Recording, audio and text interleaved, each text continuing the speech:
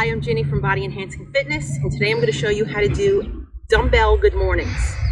You're going to take your dumbbell and hold it at shoulder level with your palms facing your body. Hold it tight against your shoulder.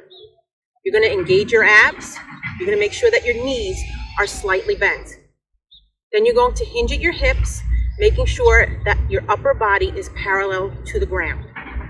You just lean forward while your abs are tight. When you're at about 90 degrees, come back up in a controlled motion. Now I'll show you from the side. You hold your dumbbell close to your body. You're going to hinge right here at your hips, knees slightly bent, lean forward, and back up. Forward, back up.